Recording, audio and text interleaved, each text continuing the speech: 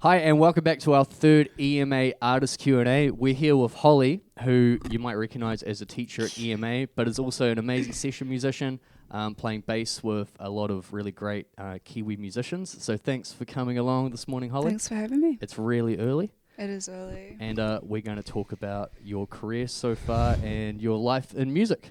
Cool. Cool. So first up, we've got, what is your first music memory? My first music memory.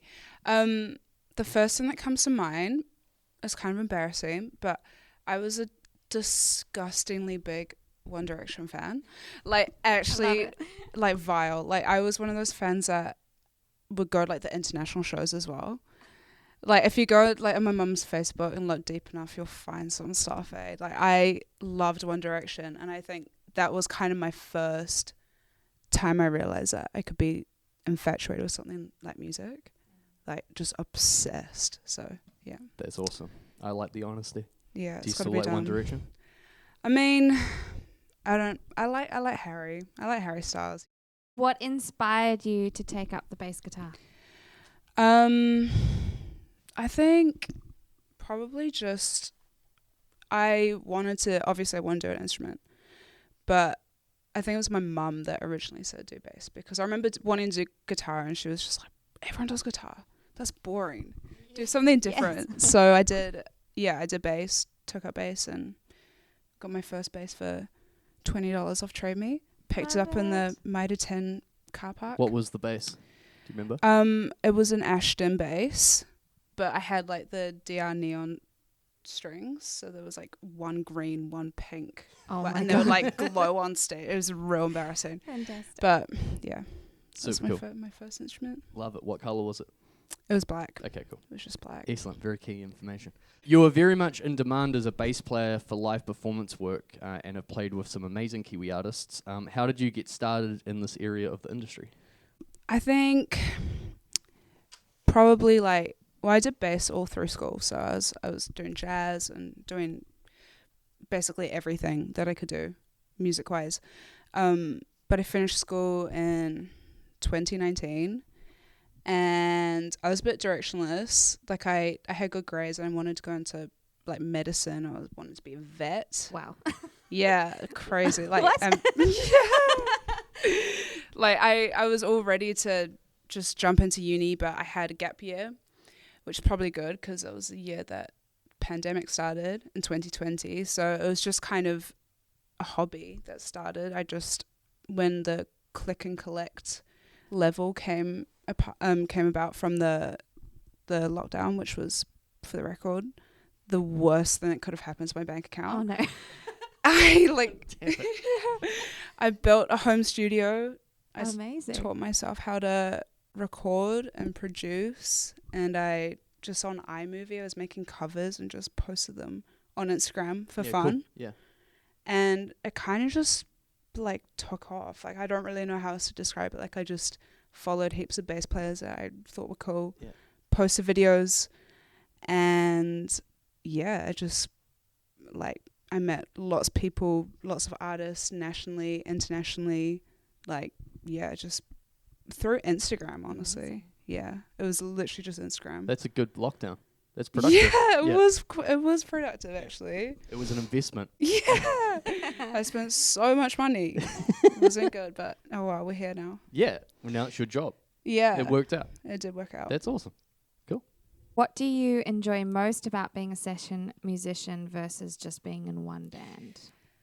I think it's so much more interesting. I feel like no 2 days are the same. So it's not a 9 to 5 job. It's like a 7 till 9 p.m. job or 2 till 4 p.m. Like it just changes every day, and just playing across so many genres. Like it just, I can't be slacking. Like my bass chops just can't.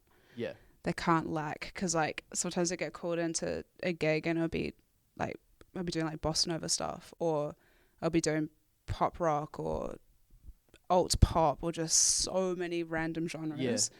So I guess it's like being versatile, and I find that is really, really interesting. It's a lot more fun than Have you had to learn genres that you wouldn't usually listen to? or want to play? I don't know. Probably nah. I like everything I play. I think it just keeps everything interesting. Yeah. But yeah, I've done some like really like kind of heavy rock stuff Yeah. to like basically imitating an 808. Yeah, right, okay. So it's just like it really, really ranges. So yeah, I think it's just interesting. Just like keeps Yeah, it's super cool. everything fresh and Yeah, for sure. Yeah, amazing. What advice and tips would you give musicians looking to make a career in the music industry? Oh, that's a hard Yeah. one. I guess leaning towards like wanting to be a session musician or, you know, making it as a Right. live musician, yeah. I think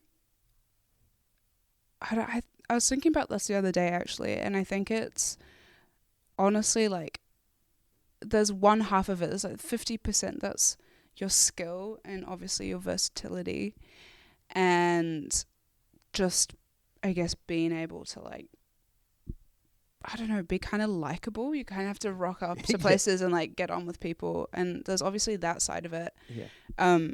But then I think the other 50% is honestly at like this day and age is just social media. Yeah.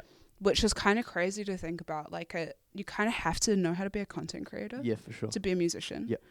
Which is I feel like for younger musicians coming in and trying to, you know, wanting to be a session musician or just work in the industry in general, I feel like you kind of just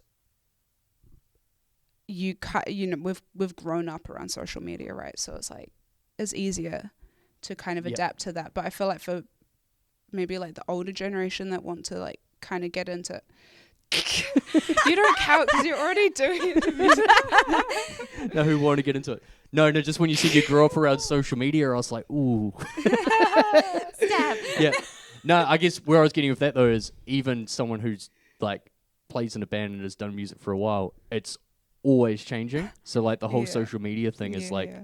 when that became a thing more, it was like, okay, now we've got to learn about this. Yeah. Yeah, where you've grown up in it, and a lot of our students and people watching have grown up with it as well. So Yeah. it's more of like a natural thing. Yeah, for sure. I think it's just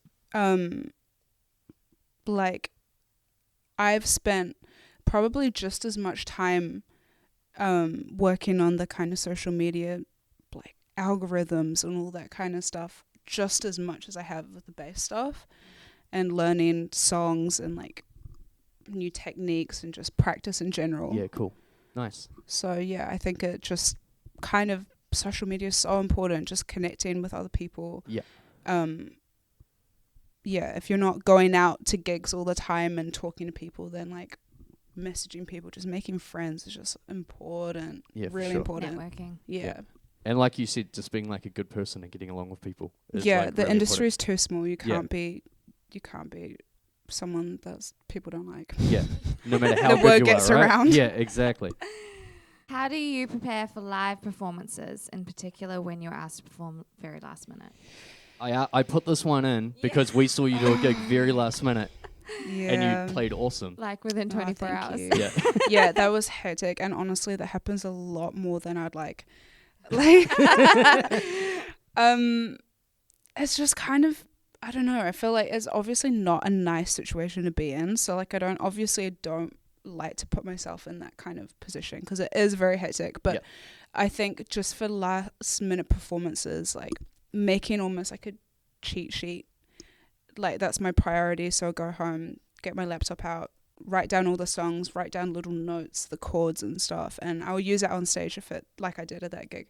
Yeah. If it's very last minute, I think I had, I think that was like 24 hours Literally, for like it was 10, the day 11 before. songs. It was pretty hectic. Yeah. So, yeah, obviously don't like to do that all the time, but yeah, just little cheat sheets. And also I have like, I always call it like active and passive learning. Like my active learning is like me physically sitting down with the bass and learning the Yeah. songs. And then my passive learning, which is what I do a lot more than I would like to admit, but just in the car and just listening to the set list like on repeat. Yeah. On the way to rehearsals, like I've learnt sets on the plane on the way to the gig. Like, Yeah. It's just hectic. Yeah. Wouldn't recommend, but It is an important thing though. It's like I used to say to students a lot as well, is practice doesn't have to be physically playing. yeah, It's like 100%. if you can't remember if the chorus is coming up or not, no matter how much, if you're just practicing the song every now and then, it's not going to help. But if you just actively listen over and over again, Yeah, you know what's coming up 100%. next. Yeah. Yeah, totally. So what would you put on a cheat sheet, for example? My cheat sheets are kind of just, I write the songs and then the little notes, probably like bass comes in second verse, or sometimes I write the lyrics, so that kind of like the prompts, so I know when to come in, like in this lyric or when this lyric ends. Just the chords, sometimes the key. Yeah. If I can't remember the chords, I Yeah, just put totally. the key in and just Yeah. hey. Yeah. Try and find the right notes. How do you best deal with nerves when it comes to performances?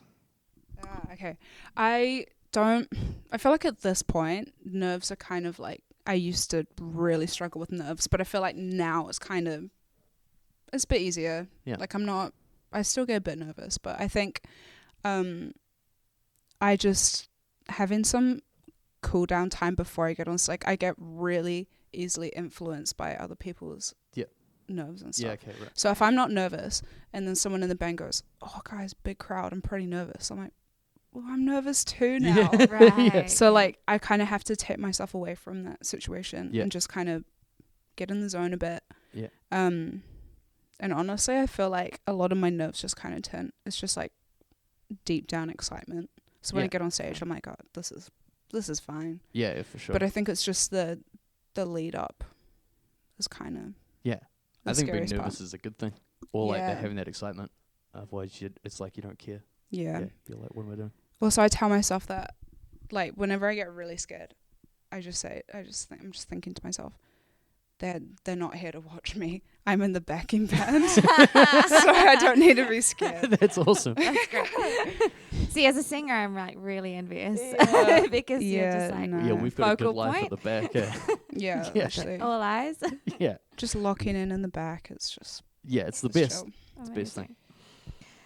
Do you have a favorite show you have performed?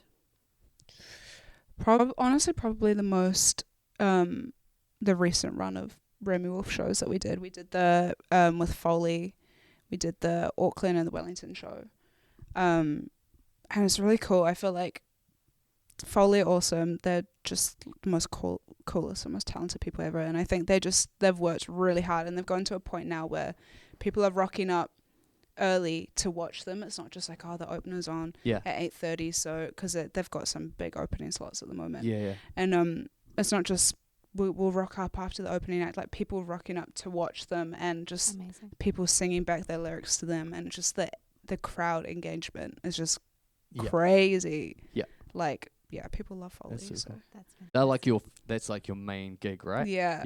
Yeah. So on that, who else are you currently playing with or have played with? I'm Um. sure that's a list. Yeah. Yeah.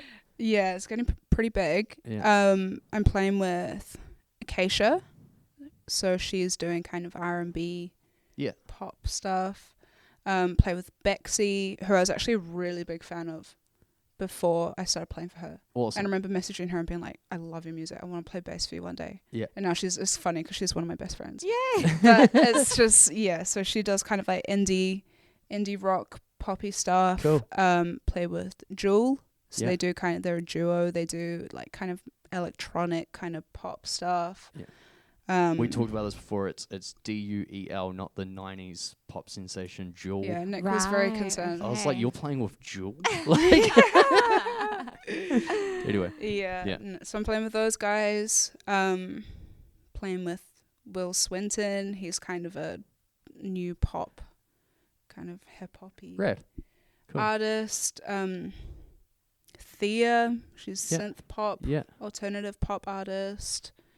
Nice. Have I got all of them? A lot of these artists, I hope I like, haven't forgotten. a lot of these artists, like, in a community together? Like, do they all know each other and that's how you sort of work your way around? Yes and no. I Yeah. feel like kind of in the New Zealand industry, it's so small that Yeah. everyone knows everyone. Yeah, totally. But they're all kind of different genre, right? Genre Genre. wise Genre. is what I stress. Is very early. Yeah.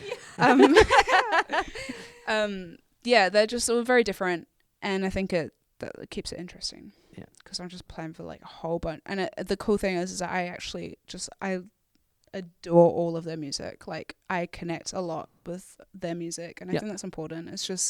It's not kind of me just like taking on work just because. It's like all of the artists I play for, I really do dig their Like, yeah, music. that's cool. Outside of your work at EMA, what do you have planned in 2023? Ooh, busy year. So it's February at the moment, so I'm going to Austin, Texas next yeah, month. you are. Yeah, Woo. Yeah, for South by Southwest. South by Southwest. It's my first time to the States. The first place I go is Texas. I find that really funny. Not LA. not New LA. York. But the first place, like Texas. doing that festival is like unreal. Yeah, That's kind of like a musician's dream. yeah. Yeah. I'm stoked. It's coming up really quick as well. I just kind of like, oh my god, it's so far away, and I'm like, oh my god, that's next month. Yeah. Yeah, it's So- really close. Yeah, just prepping for that. Just lots of shows. Still Yeah. in kind of festival season right now. But yeah, I know that Foley have got some like tours planned, and I know that there's a whole bunch of stuff going on. Lots of shows. Cool. Yeah. Nice. Busy. Sweet. Busy. Fantastic. You could play bass for one artist. Who would it be? Probably Billie Eilish. Yeah, that's a sweet Very I gig. feel cool. like yeah, That'd be a good gig. I always like, because she's got Phineas at the moment. She's got a drummer, but Phineas kind of plays everything. I think like I could definitely help and just Yeah. take some of the Yeah, pressure. Billie off, you Eilish. know. Yeah. I feel like there's space in her band for just another. Yeah, cool. So Nice. You're the fourth. I'll be the fourth member of her band. Sweet. Cool. Yeah, you'd be an asset to the team. Yeah, you should Aw. do the selling point. Yeah, Hire me, Billy, please. if you Yeah. see Billy, if you see this, Yeah. Awesome. Cool. Thanks for talking to us today. thank you for having me. Yeah, that's all good. And we'll see you at the next. I'm not even going to use that. Cool. See you next week at work. See you next week at work. See you Yeah, next week cool. at work.